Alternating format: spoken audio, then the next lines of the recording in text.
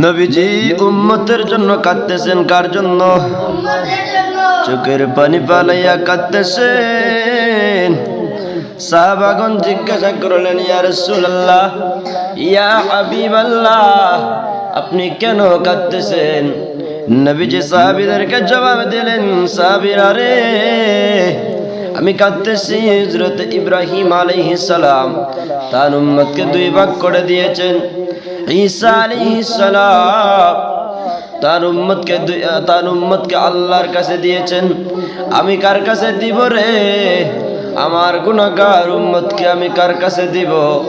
নবীজি চোখের পানি পালাইয়া কাঁদতেছেন। এদিকে আল্লাহ হযরতে জিবরাইল আমিনকে বলছেন, জিবরাইল রে, যাও আমার বন্ধু কেন কাঁদে রে, জিজ্ঞাসা করে আসো। আল্লাহ নবীজি কাঁদতেন, আল্লাহ জানতেন কি জানতেন না? নবীজি কেন কাঁদতেছেন এই খবর আল্লাহ জানেন কি জানেন না? আল্লাহ জানার পর আবার জিজ্ঞাসা করেছেন, জিবরাইল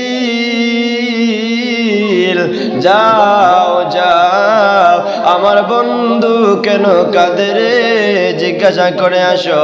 জিবরাইল আমিন নবীজির কাছে এসে বলে, ইয়া রাসূলুল্লাহ, আল্লাহ জানতে চেয়েছেন আপনি কেন কাঁদেন। নবীজি ডাক দিয়া বলেন, জিবরাইল, আমি এই কারণে কাঁদতেছি, ইব্রাহিম নবী তো তার উম্মতকে দুই ভাগ করে দিয়েছেন।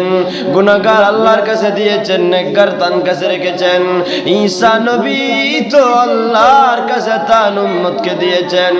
আমি নবী কার কাছে আমার উম্মতকে দিয়ে যাব? সুবহানাল্লাহ। নবীজি এই কারণে কাঁদতেছেন। আর আল্লাহ জানতে চেয়েছেন নবীজি কি কারণে কাঁদতেছেন, নবীজি কোন কারণে